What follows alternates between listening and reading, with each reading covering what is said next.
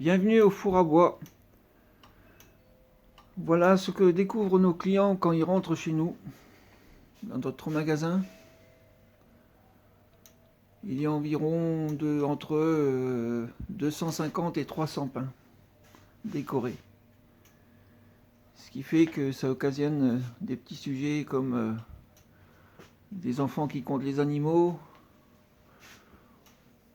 ou des clients qui demandent à prendre en photo ou des vidéos. Donc ça fait plaisir. Donc voilà le four à bois qui a été construit en 2008.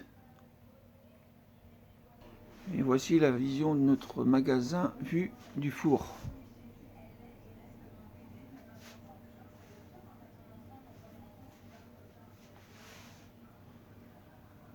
Donc avec les pains qui ont été faits hier et tous les autres. Donc bonjour à tous. Donc je m'appelle Jean-Christian Aurel.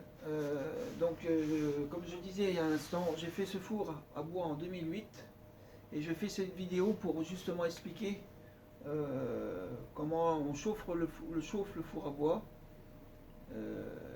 Et on va faire ensemble toute la chauffe du lundi matin.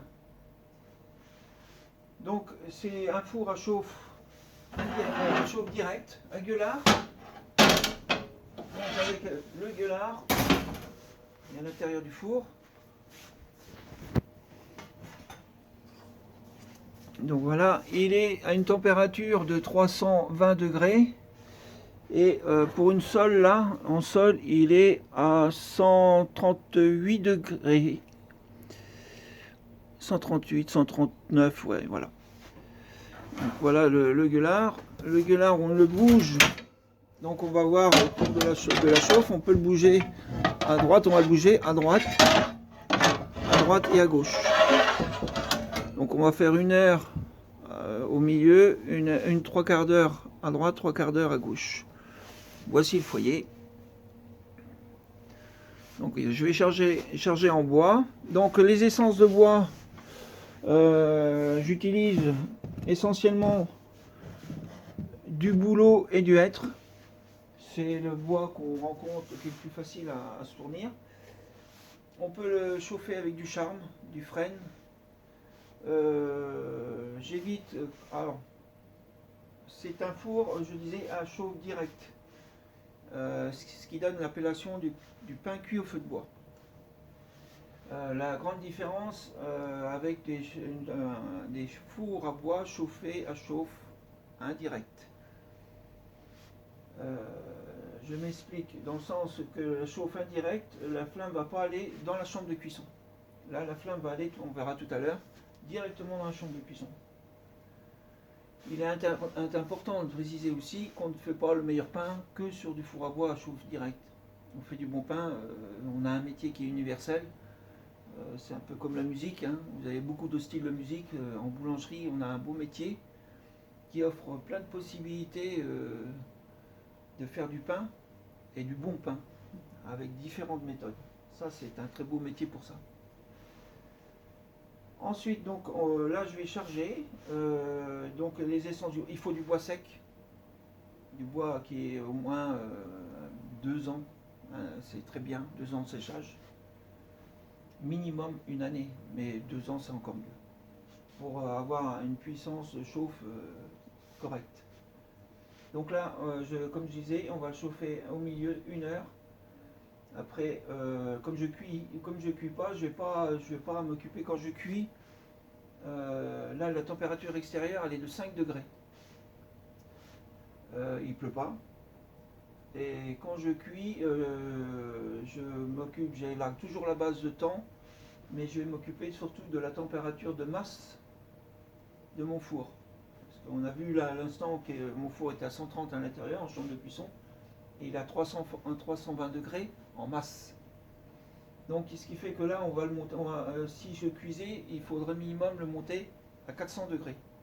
Je chauffe le lundi pour justement ne pas avoir besoin de chauffer demain trop dur et avoir une cuisson trop brutale avec les risques de ferrer le pain, etc. La différence aussi, ce qu'apporte la cuisson au feu de bois, c'est que vous allez avoir une réaction de maillard sous la croûte qui va être différente avec des fours de classique. Ce qui donne vraiment une particularité pardon, qui est bien propre au four à bois. C'est ce qui donne ce petit goût de caramélisation, ce petit goût de fumée, mais surtout pas de goût de bois, ni goût de fumée de bois. Si là il y a un goût de fumée de bois, c'est qu'il y a un problème soit au niveau du bois, soit au niveau de la chauffe, soit que c'est pas assez chaud. Là, il faut se remettre en cause. Donc voilà, je vais charger maintenant le four et puis après c'est parti. Donc voilà, le four est allumé. Donc le foyer, ça y est, c'est parti. Et là, on voit qu'il commence, il fume en fait. Hein. Il fume puisque c'est le démarrage. Hein. Et que en fait on a toujours le temps, est-ce qu'il a la répercussion sur la chauffe du four? Oui, indirectement il a une répercussion, mais c'est surtout que là la cheminée elle est froide, et donc la cheminée froide elle diminue le tirage. Donc pour remédier à ce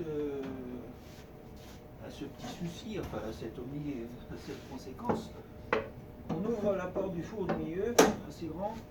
Ça va augmenter le tirage et là on va voir d'ici quelques minutes qu'il ne va plus fumer du tout et là il va commencer à chauffer.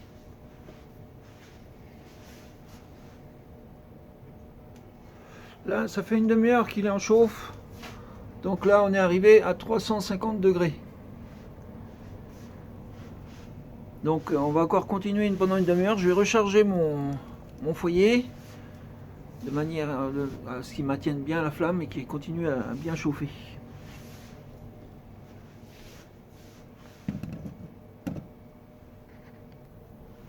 Donc là, on est à 1 heure de chauffe au milieu. Maintenant, je vais tourner le gueulard à droite.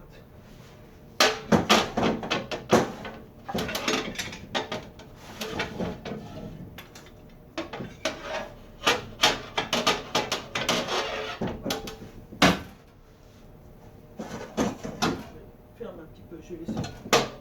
Voilà, là on est monté en température, on est à 390 degrés.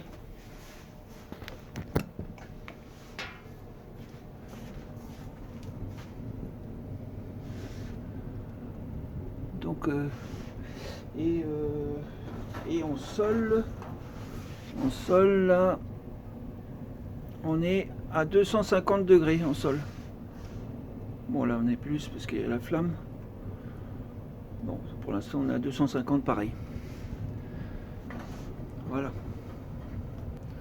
Donc j'ai rechargé en bois. Donc on est reparti pour 45 minutes de chauffe. Donc voilà, 3/4 d'heure sont passés. J'ai rechargé en bois. Et là je vais retourner à gauche.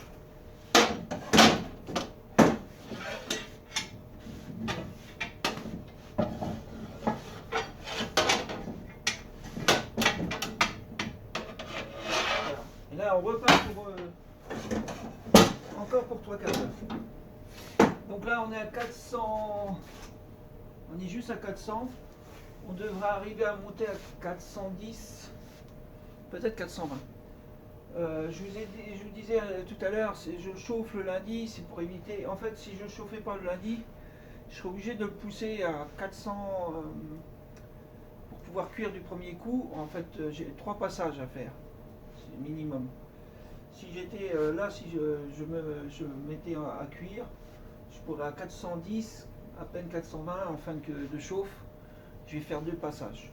Peut-être 2 passages et un en plus au milieu. Mais demain, j'ai 3 passages à faire et un au milieu. Donc si je le chauffais, demain, je serai obligé de venir plus tôt. Avec le risque, c'est pas sûr qu'on doit y arriver. Et en plus, je serais obligé de le monter à 430, 440 et ça serait une chauffe trop brutale. Comme je vous disais, après, je risquerais trop de ferrer le pain.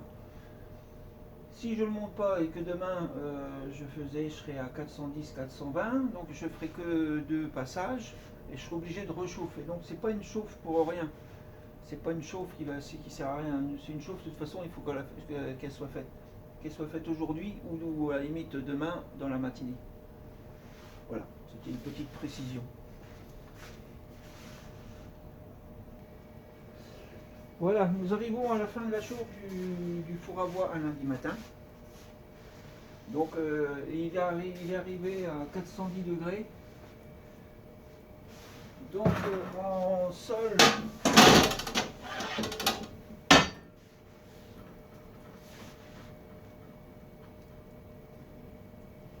donc en température de sol, on est à 250 degrés à droite et à 280 à gauche vu qu'il vient de chauffer.